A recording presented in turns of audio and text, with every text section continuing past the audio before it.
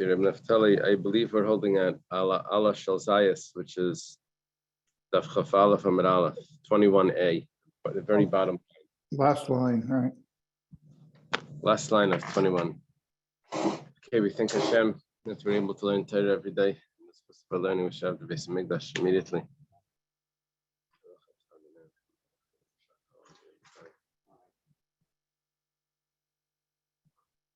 Okay. So we learned in the Mishnah that if someone writes a get on an olive leaf, Allah Shalzayas, V'chulu, etc.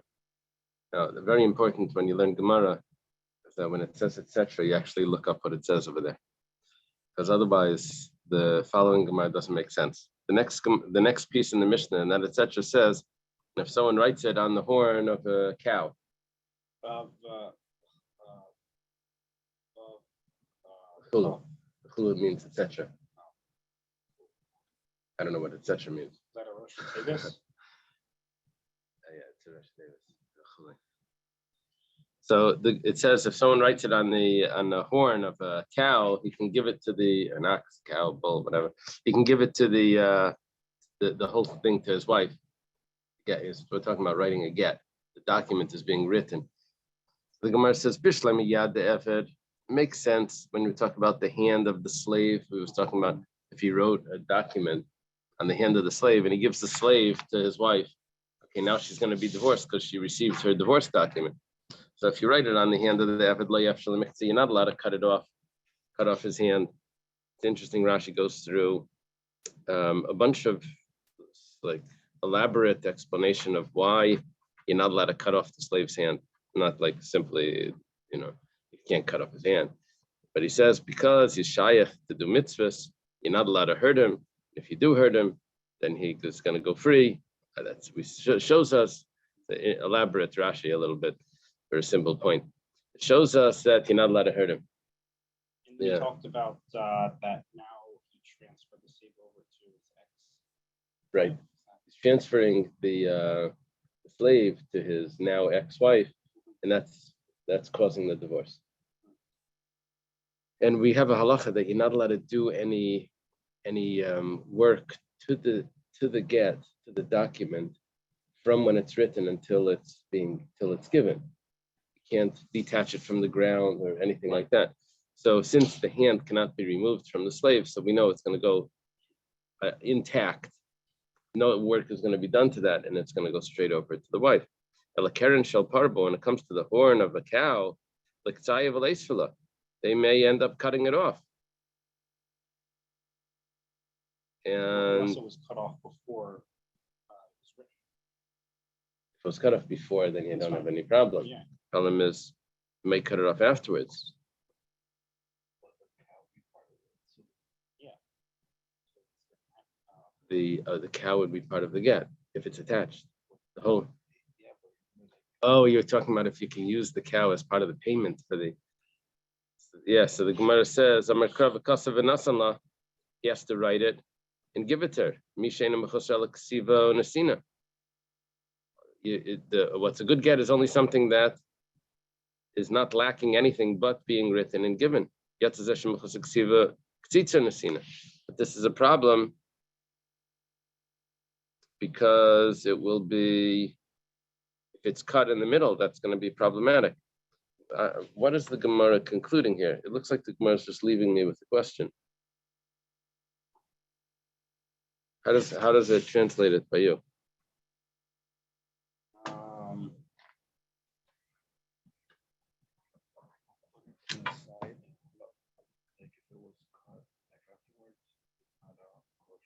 Right, but in the Mishnah it said Keren Shel Para is kosher. Did you get and to the Gemara is asking, but you may end up cutting it off. Did you get to the verse in Devarim? Yeah, we did the verse in Devarim. Keren Shel Para, v'noisen la'asa para. Oh, the Gemara wasn't asking that you may end up doing it. The Gemara is asking, why don't you cut it off? Why does it say you have to give in that, etc.? It says you have to give the whole para. Why can't you just cut it off? The Gemara tells us the halacha, you're not allowed to cut it off. That was the Gemara. I was making the question more complicated. The Gemara's question was simple. Why can't you cut it off and give the horn? The answer is you're not allowed to. Okay.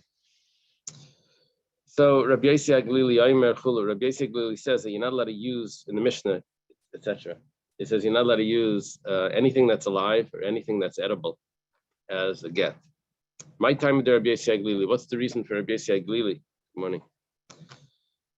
The Tanya was taught in a brisa. The brisa quotes the pasuk. The pasuk says, "Because of la sefer krisos v'nasim biyada." He's going to write for her. I'm quoting that. It's not in the text. He's going to write for her the document of divorce, and he's going to put it into her hands. And it says in the pasuk sefer, which means the scroll, ainly ala sefer. I would only know that you're allowed to use parchment. Sefer is usually parchment. Minayin l'rabbis kol davar. How do you know you're allowed to use papyrus or other things, paper? That tells me that you're allowed to use any other writing paper, but it can't be. We'll see in a second. So if that's the case, that if a kasavla says that you write for her and it doesn't tell me on what, that tells me it could be anything. So why do you say that it has to be a scroll, which means parchment? Just like a scroll is not alive, and it's not edible. So the kasav tells me all types of paper. Sefer tells me not anything that's alive or edible. According to Rabbi Yossi Aglili, I have the kasav la sefer. You write for her. I could really use anything, and then it comes to define it that it needs to be a scroll. That defining it as a scroll is not defining it entirely as a scroll. It's just defining that it can't be. It's excluding things that are edible. Yeah. Usually this would have been a klal prat, and then I would be stuck with just the scroll, just the parchment. I have a general kasav law. You write for her, and then it tells me specifics, and I'm stuck with I'm limited to those specifics. But the Gemara is not doing that here. Yeah, that's a discussion somewhere else. Why this is not a klal prat in one of the later chapters. For Rabbanan, what do the rabbis say? They say you're allowed to use something that's edible. You're allowed to use something that's alive. What do they do with the word basefer or sefer? Kasla sefer. Iksiv basefer kedakamrit. If it would have said in a scroll, which means in the parchment, then we get what you mean. Because of la basefer, you have to write it on parchment. Fine. But hashta iksiv sefer. But now that you said the word sefer, sefer doesn't have to mean parchment. Sefer could also mean Sphiras Dvarim Mudasa. It's just telling me they have to relate it. It has to be said over. Because of la sefer krisos, a bill of divorce. When you say the word bill, like bill of rights, does that mean the paper or does that mean the content? What is bill? Has to be parchment? No. What is the word bill? What is it? It's a good question. I don't. Does a bill mean a paper or does bill mean the content? I think it's the content. What is the word deed? Does the deed mean the paper or the deed mean the content? So here in the word, a bill means a list. Bill means a list.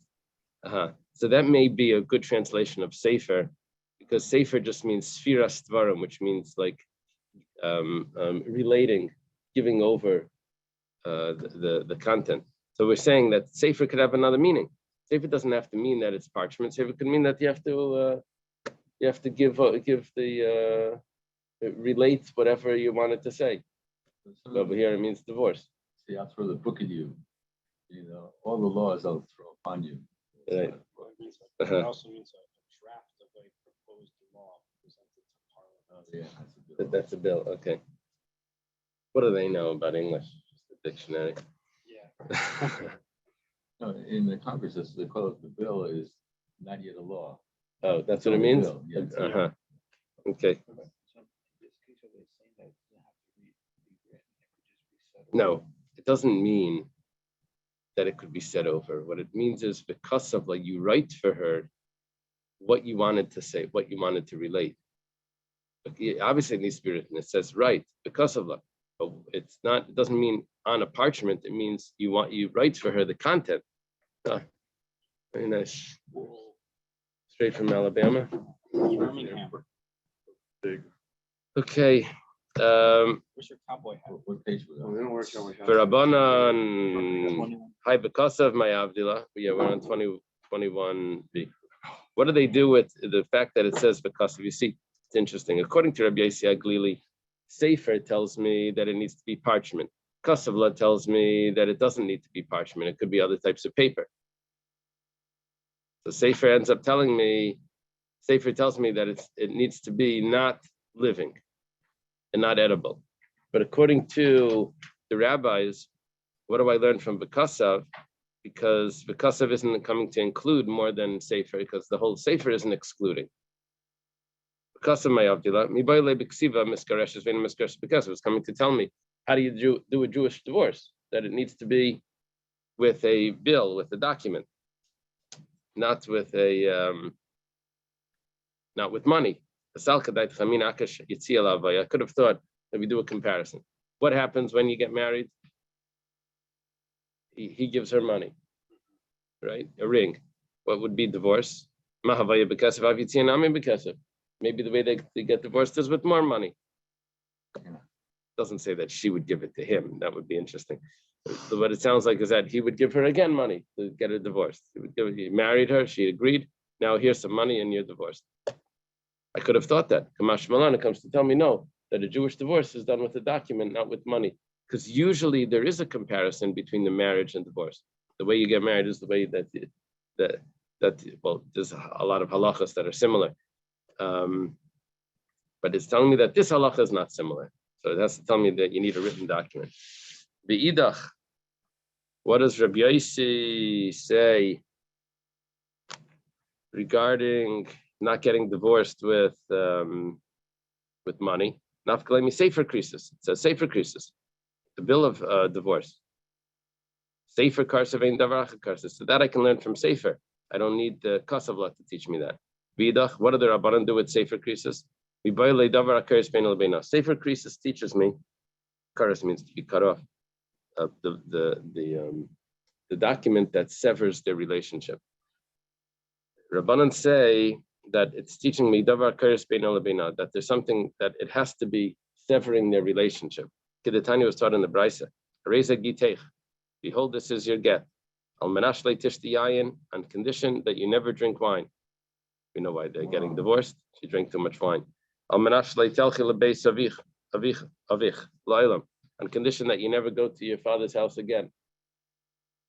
Probably figured out the background to that one as well. That's not considered divorced. Why? Because he still has a hold on her that she's not allowed to drink wine. He made a stipulation there that's going to affect her entire life, or she can't go to her father's house. But let's say he said, Ad Shleishim Yom. You can't go to your father's house, you can't drink wine for 30 days.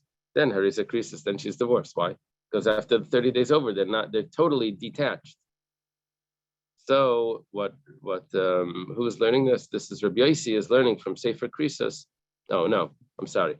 The Rabbanan are learning from Sefer Krisis that you can't make a stipulation that's going to hold on to her for the rest of her life. V'idach, how does Rabbi Yossi know about this? If he learned Sefer Krisis to tell me that you use a document and not money, it says V'idach. Rabbi Yossi says Mikaris Krisis. It could have said because of La Sefer Karis. Why does it say Sefer Krisis, like plural? Coming to tell me that Karis Krisis, Mikaris Krisis, coming to tell me that they have to be entirely severed, and he can't make any stipulation that's going to affect the rest of her life. V'idach, what do the Rabbanan do with that? Karis Krisis le darshi. They don't darshan Karis Krisis. This is how the Gemara, what the Gemara does when there's a machlekes in drashas. It boils it down till a very, very small nuance, and then it says that this one will darshan that nuance, and this one won't darshan that nuance, and that's how it comes out in the end. So if a Baal does attempt to impose long-term conditions, are those just nullified, or is the get not valid? L'katchila? I think the whole get isn't valid because they're not really separated. Yeah. But even if he does like only for 30 days, what if she doesn't listen? Yeah, so Hey, that Zalman Rudd. I want to say, yeah, Zalman, yeah. Hi, Zalman Rudd. Hey, So if she doesn't listen, then she violated the Tanai, and then the get is batal. And how would he ever know? How would he ever know? Oh, she would know. No, he. How would he know? They would have to be. They would have to check up on it. Yeah. Yeah. Yeah. Hopefully they'll be honest. She sipped some wine during the 30 days. She should know that she violated the condition, and she's not divorced. The whole get is batal. I mean, usually there's divorce parties. There's a lot of things going on. You have to. How would she? I hear. That was at the divorce party. She was supposed to wait 30 days. Now, in that like there was a parody halacha book about how to say l'chaim, and like who says how you hold it. It was written as if it's a shulchan aruch. You hold the wine in this in the right hand, and you say this. You say the swear. Anyway, one of the halachas was how to say l'chaim at a divorce. Who says the l'chaim first? Is it the wife's side? Is it? It's like a joke. Anyway. What about children agreements? Is that Yeah. So usually that's money. That's not affecting the divorce. They're divorced. We made an arrangement for this and that, but they don't. Especially today, they don't do any conditions in divorce. The divorce. That's it. In kaisfin b'mechubel karka. We're in the new Mishnah. You're not allowed to write the get. But the get won't be valid if you write it on anything that's attached to the ground, like we said, like a tree or something like that. Sea grape leaf. Kasvu b'mechuber. Let's say it was written on something that's attached to the ground. Sounds like a problem, right?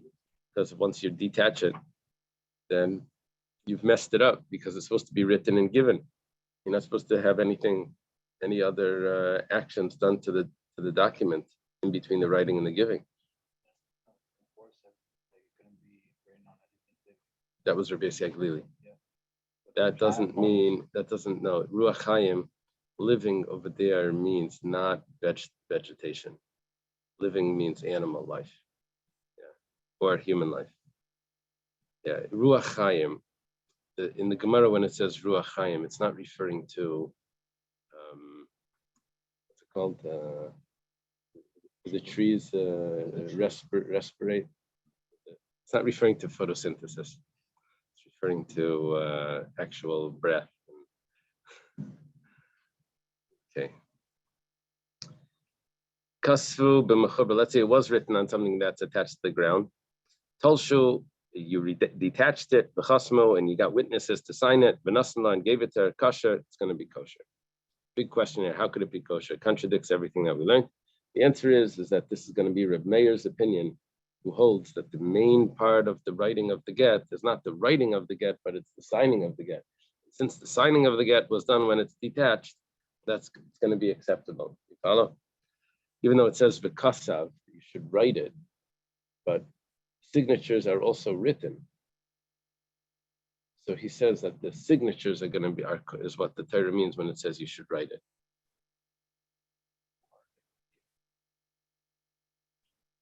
It has to be given, but the main part of the prepared document, when the Torah has like the Torah says, has to be done lishma. Which part of it needs to be lishma? So according to Reb Meir, would end up being the signing of it. Which part needs to be detached from the ground? According to Reb Meir, the signing of it.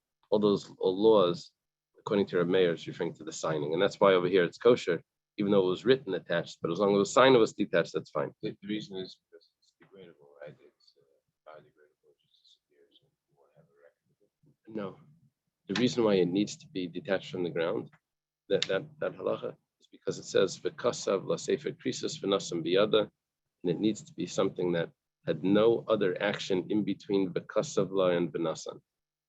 You can't have v'kasav v'katzatz v'nasan. It needs to be v'kasav v'nasan. She can't take it because it's still attached. Yeah, it can't. Well, over here we're learning it can't be attached to the ground, because you're going to have to cut it in order to give it to her. What if he gave her the land? Yeah, Correct. it is. You can give her the land.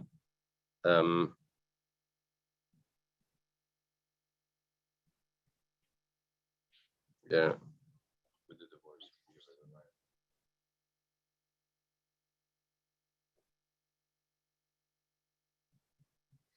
right? Yeah. Maybe this is a rabbinic law that we don't use anything that's attached to the ground because they may. You're not allowed to write it lechatchila on this because of the problem of detaching it. Maybe. You Okay. detach it first, then you could write on the grape. Yeah. Yeah. You could detach the sea grape leaf and write a get on it, and then give it to. Yeah. Is it ever done?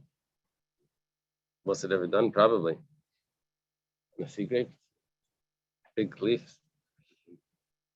Rabbi Yehuda Paisel, Achtek Sivase v'Chasimase Betalash.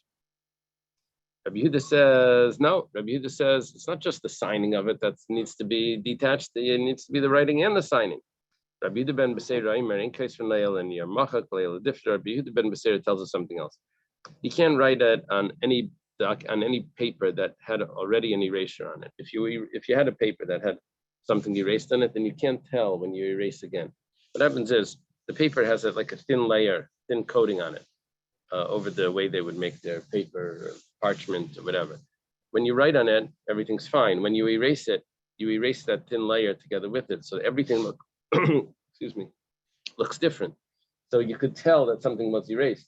But once you erase it once, you can't tell the second time if it was from the old erasing or the new erasing. So you can't use any paper that was already erased. Diphthera is leather that hasn't been processed. Basically, hide. You can't use the hide. It has to be processed. It has to be processed. Yeah. Oh, Because on both of those, you could forge things, and it's not in what are we concerned about? That maybe there was a condition written in the get, and they erased it and rewrote it, and the signatures are still there, and you can't tell the difference, right? What would they do with the counterfeit money? They used to take a $1 bill, and they would print 100 on it before they had a difference because the paper was special, so they would just like bleach it, and then they would print 100 on it, and they would say, yeah, it's the real original paper, it's real dollar paper. Yeah, anyway, they could, the things, there's ways before now, they have like a line in the 100, it says 100 and all the cool stuff. So, what is that? Good old days. Yeah. It's a very interesting Holocaust book called Counterfeit Lives. And in there was this guy that was working, the Nazis had these artists making counterfeit $20 bills. They didn't want to do hundreds. They said everyone checks the hundreds. So they were doing $20 bills. And these artists were there working, and they fed them better because they needed to have, steady hand and everything. It's a very interesting book because this guy that it's about was a Talmud Chacham, and he knew one Masechta by heart, Masechta Nedarim or something. And he was able to chazer with another guy over there. They would review. He was maybe an Alexander Chassid. It was interesting story. Okay, the Chachamim say that you're allowed to. We have to see why. We'll have to wait for the Gemara for that. Kasvala mechuber. Let's say you wrote the document, you wrote the get on something that's attached. That's what the Mishnah says. So take a look what it says. The Mishnah started off. Ein kaisvin mechuber lakarka. Ba'amit reishi, you said at the beginning, ein kaisvin, that you're not allowed to. And then the Mishnah continues and says, if you did. What do you mean? I thought you said you're not allowed to. Rav Yehuda Mashmul v'hu sheshir makamat Torah. Talking about over here that there's two parts to the document. First part to the document is a template. It's called the typhus. It's just a template. Template is a standard text of a get. And then you have the tairif, which that is a very important part of the document, which says the name of the people, that everything that you have to fill in on a blank blank document, to fill in your name and the date and all the important stuff.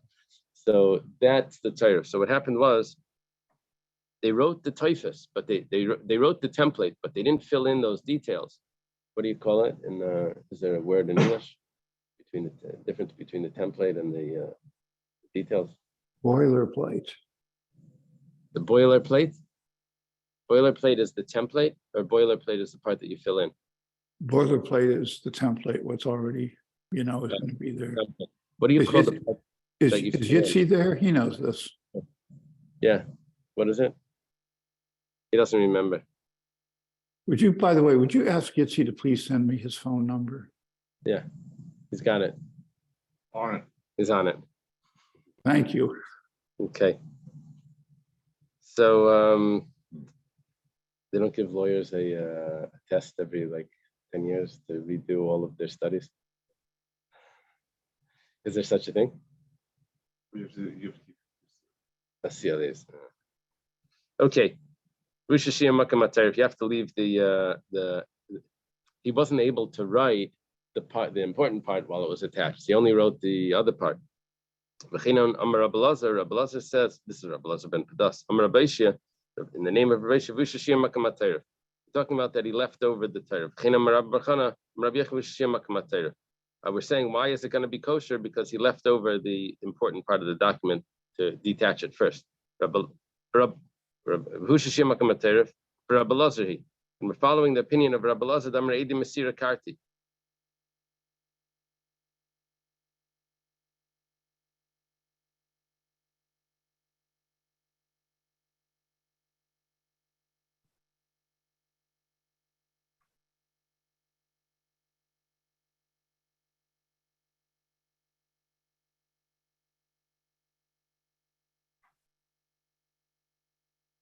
We're following the opinion of Rabbi Lazar. You see what's happening over here.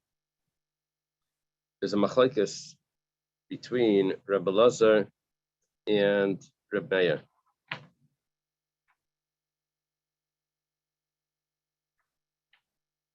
Rabbi Lazar holds that that you don't need to sign a document. You don't need to sign the get. You write the get. The Eidim look at the get, and they watch the delivery of the get, but they don't have to sign it.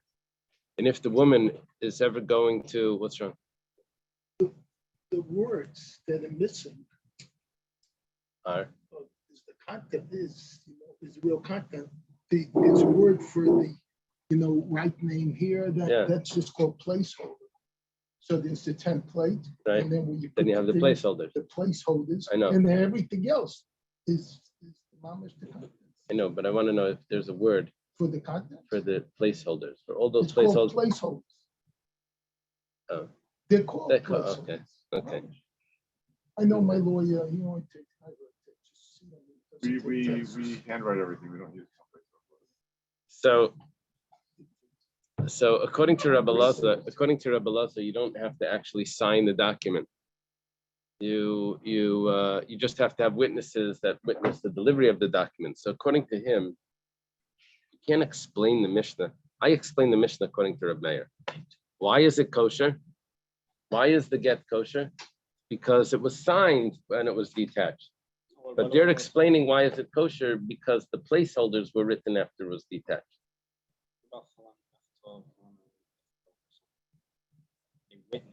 That's a problem, according to Rabbi Lazar. According to Rabbi Lazar, you won't have to say b'fanei nechta. According to Rabbi Lazar, you only have to say b'fanei nechta. That's why the Gemara went before. Who is the author of our Mishnah? Can't be Rabbi Lazar. He wouldn't have said required b'fanei nechta. It doesn't hurt to go. It doesn't hurt, right? It doesn't hurt, yeah. Unless there was one Gemara where we said, don't be extra stringent because you're going to cast aspersions on all the other Gittin that weren't done that good. I like what Naftali said before about he wrote something that was attached to the car cup and he said he sold it in the car. Can you imagine going in the field and seeing a tree with a heart and instead of saying so and so like so and so says forever not,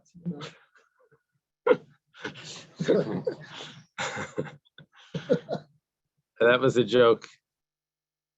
Whatever. Okay. So we're following over here the opinion of Rabbi Lazar, and this is what it means to say. Ein kaisvin typhus. You're not allowed to write the typhus, which means the template of the document. Shema yichtav Torah, if we're talking about while it's attached to the ground. Maybe you're going to continue, you're going to also write those placeholders. Kasvul typhus, but if you did write the template, Tolshu, you detached it, kosful the Torah, and you wrote the placeholders. Benasla, you gave it to her, kosher, it's going to be kosher. Right?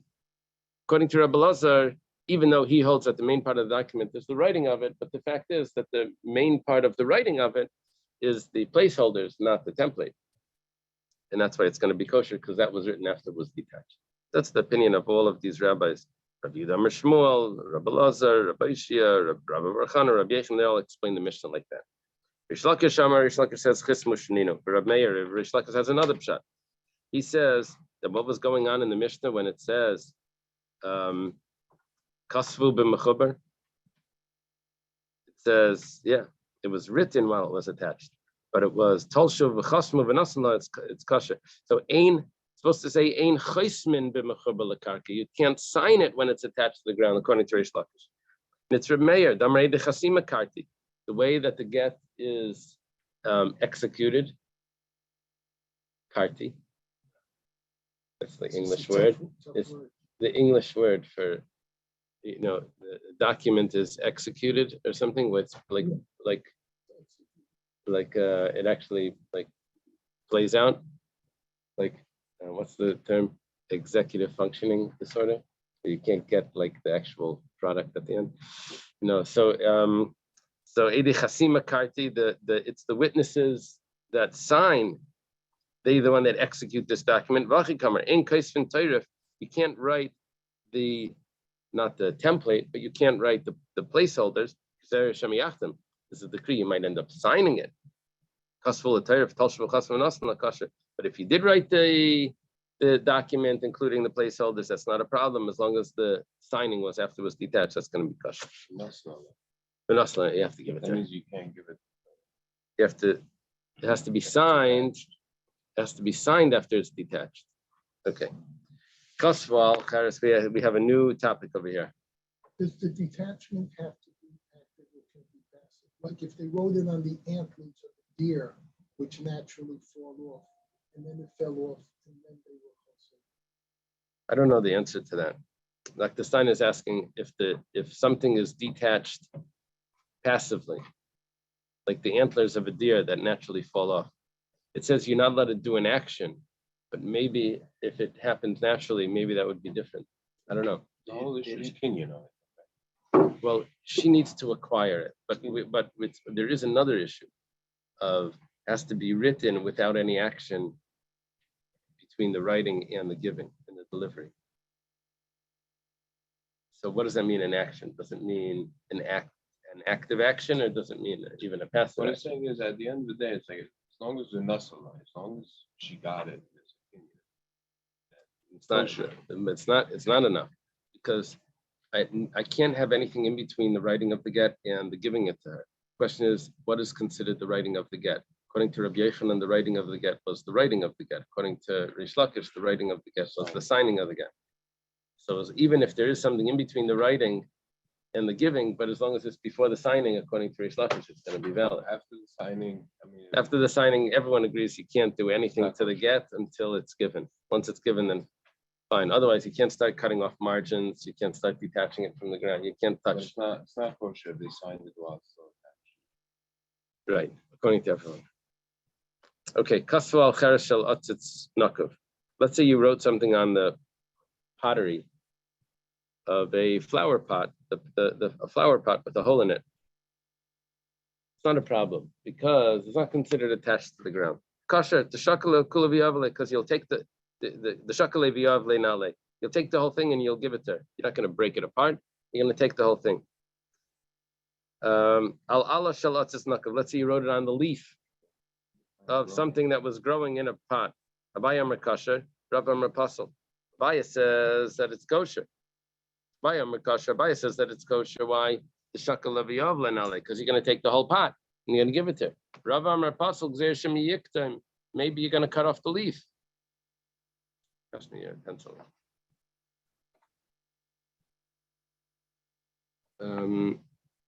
Yeah, maybe you're going to take off the leaf. Okay. We digress a little bit over here, and it's a very interesting topic. What we're about to learn is a distinction between how we acquire personality and how we acquire realty. The way we acquire personality is you have to lift it up or you have to pull it, right? If you want to acquire something, you have to lift it up and then it becomes yours. Or if it's too heavy, you pull it. But the way you acquire realty is you can't lift it up and you can't pull it. You have to either live there, that's like chazaka, you show ownership, or you have to exchange money, or you have to write a document. So let's say you have a flower pot that has in it plants, growth. The flower pot is considered personality. The plants are considered realty. So how do you acquire this? Well, it goes like this. Let's say the pot belongs to one person, but the plants, it belongs to someone else. Flower pot wants to sell his pot. You say, look, you're growing your plants so nicely, you probably want to keep the pot, don't you? So he says, over there, that's easy. He lifts it up, he pulls it. He acquires it because what is he acquiring? Personality, and that's acquired through pulling it. Let's say he sells the owner of the plant says to the guy with the pot, he says, look, I'm growing these plants in your pot. Lamaisa, it's your pot. You probably want to keep the plants, no? So I'll sell them to you. So how does he buy that? He has to do something to the plants. He can't just pull it. He has to show ownership on the plants by doing, maybe you have to weed or water. You have to show the ownership. Let's say someone owns the flower pot and the plants and he's selling it to someone else. So if he does something to the plants, then he acquires the flower pot as well. Why? Because we have a special rule. This is what was taught. Personality, which means property that doesn't have responsibility along with it, which means that property that people cannot confiscate for a debt, which is usually a loan. They can't come and take away personality. They can only take realty, because people that buy your personality don't know how much money people owe you. It's only when someone buys your land that they're going to check into what type of debts you have, that maybe someone's going to take, what type of mortgages you have on it. Someone may take it away, but when someone buys your watch, they don't check to see if you have mortgages, that maybe this is not a good purchase. The lender, the creditors may show up and say, how could you buy that watch? It doesn't work like that. So the rule is that nechasim she'ein lemachrayas, which means personality, niknim im nechasim she'ein lemachrayas, could be acquired on top of realty. Like if you buy a house and there's things in the house, you don't have to acquire each of those items independently. Once you acquire the house, all of the things that are there come along with it. Because of b'shtar v'chazaka, whoever you acquire the house with money, a document, they're showing ownership. So you can acquire the flower pot together with the plant. That's easy. However, hechsik ba'atzit. But if you try to acquire the flower, the flower pot, af atzit leikana, you didn't acquire even the flower pot until you acquire the plant, because you can't acquire realty through acquiring personality, and you can't acquire personality by just showing ownership. You have to actually pull it. So what you try to do over here is you try to acquire the pot, the flower pot, by showing ownership. That doesn't work for anything. Yeah. This pot that has a hole in it, we're talking about that it's on the ground. It's on the ground. So that's why the roots are through that. So what if the pot was on a windowsill? Does the whole story change? I'm not sure. I think when it's on a flat, Where the when it's roots on a aren't flat going surface, anywhere. it's not considered an atzitz nakov. It's considered that it's sealed. That's why the halachas could change from when you, let's say you say, oh, I bought it, it's in a pot that was attached to the ground. So the halachas of Arla are different. You say, yeah, but when you put it in the car, it changed that status, because the car makes it an atzitz she'eina nakov, or on a flatbed truck. Probably And that's what how if it shows the up. plant was grown by hydroponics? Not the pot, but the plant. I don't know. I don't know. Complicated stuff. Nikfu ba'aretz v'nekfu b'chutzais. Listen to this. Let's say you have a flower pot and you live on the border of Israel and Chutz La'aretz. Probably a dangerous little place to live, but you're living on the border. Now your flower pot is in the land of Israel, so the whole is in the land. However, the branches of the plant are going into Chutz La'aretz. Question is regarding Meiser, regarding the halachas of Eretz Yisrael. Is this plant belonging to Israel? Is this plant belonging to Chutz La'aretz? Abaya says, look, there's a hole in the bottom. It gets its nourishment through that hole. And so therefore it's Chayiv and Meiser. It belongs to Israel. It's Israeli. Rava Amar Basanayfazin. Rava says, no, it's not. It's a diaspora. It's coming from outside the land. Take a look at the branches. It's outside of Israel. So the Gemara explains, if there's roots coming through the hole on the bottom of the pot, everyone does not argue, everyone agrees that it belongs to Israel. Because the roots are going into the ground. We're talking about where you don't have roots going through the hole in the pot. Okay, what happens when you leave it in a pot? It gets these circular roots, like that. They're just growing around in circles over there. Well, the Gemara says, so the machlekes is, where's it getting its nourishment from? Is it considered Israel, or is it considered from the roots that aren't in the ground, or from the branches that aren't in the ground, that are in the air of Chutz La'aretz? Yeah. Okay, that's right. That's right. But what do you consider it over here regarding Israel or outside of Israel? Because it also has the branches that are sticking over. The branches sticking over is also like a hole. Is it nourishment? Well, it gets a lot of its nutrients from the roots. It also gets nutrients through the leaves and no photosynthesis. Doesn't it get some nourishment? Who was the guy that did that famous experiment where he on a willow tree? He Darwin? no. He weighed a willow tree with the dirt, and he waited 5 years, and it weighed much more, and it didn't account for.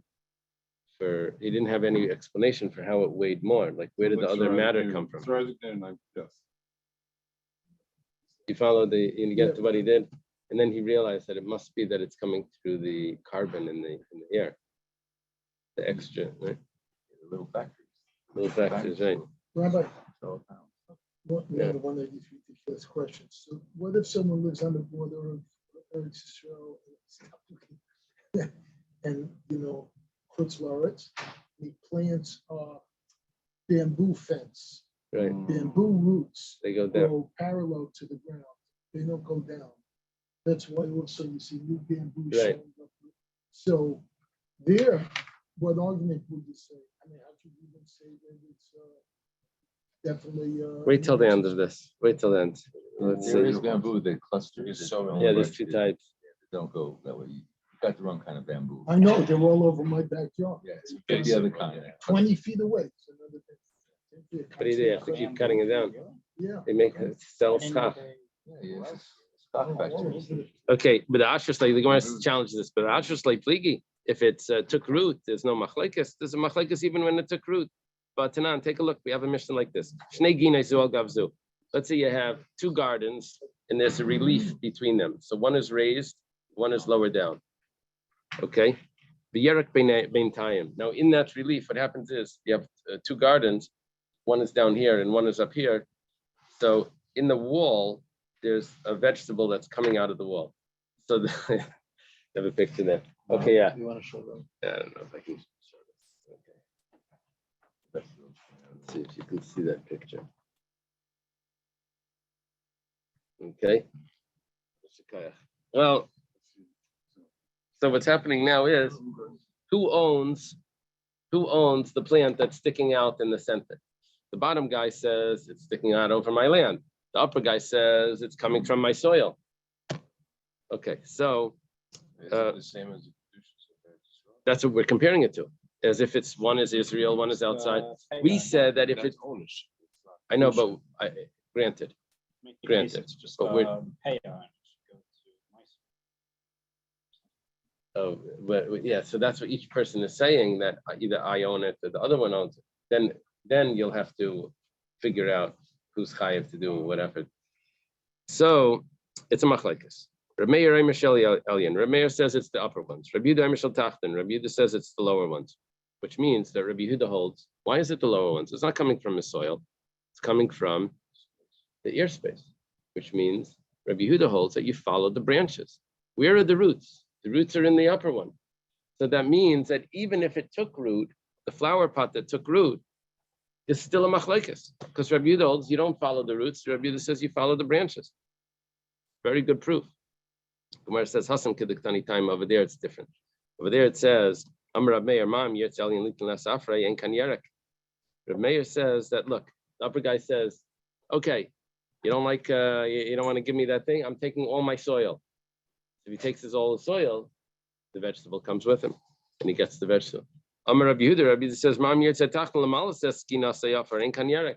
The guy says, you know what? I'm going to fill up my thing. I'm going to fill it up to your level with dirt, and then all the soil is going to be mine. So, which means that the rights to this is not coming from where it's planted or where it's the rights come for who could destroy it. Whoever could have destroyed. Over here, we're looking at it differently. We're looking at could destroy it. That's not the way we look at who's if it's Israel fruits or if it's not. Over here, we're looking at an argument over ownership, like you were saying. The argument over ownership is who was able to destroy it. That's how it's gonna. Bakati b'dashas le'pligi. You still want to tell me that if it took root, no one argues. Everyone agrees that you follow the roots. But we have another brayse that says, "Let's say you have a tree. Half of it is in Israel, half of it is outside Israel." It says Rabbi's opinion is tevel v'chulim merav and zebazeh. It's a mixture of tevel and chulin. Tevel means fruits that you need to take chumas and maasros, and chulin is fruits that you don't need to, because outside of Israel you don't need to. Rav Shimon ben Gamliel says no, you don't look at it like that. Hagadol b'chiyav, chayav. You have to divide the tree. If it's grew on this side of it, then it's chayav. Hagadol b'ptur. If it grew on that side, it's going to be pater. My love, is it not? Mikzas neife b'aretz, mikzas neife b'chutz la'aretz. What we're looking at is that part of the leaves of the tree, part of the branches of the tree are going into chutz la'aretz, and even though the roots are in Eretz Yisrael, we're still saying that it possibly is exempt because we're not following the roots 100%. We're following the branches. The Gemara says like mixra shroshim barts, mixra shroshim b'chutz la'aretz. We're not talking about the branches are partially, talking about part of the roots are. So how do you have a machlekes here? How do you divide it up? How do you say that it's part? Because the roots are separated. My taima, the Reb Shimon ben Gamliel. If that's the case, why does Reb Shimon ben Gamliel say that it's actually exempt? Because the roots are coming down over here, and the roots are coming down over here, two sides. But how could you say that the one that's growing on this side is exempt? Obviously, nourishment comes from different roots. You can't say that this part of the tree is because it's on this side of the tree, so the roots are coming from chutz la'aretz. That's the way we're explaining it now. But we're asking, but that's not how it works.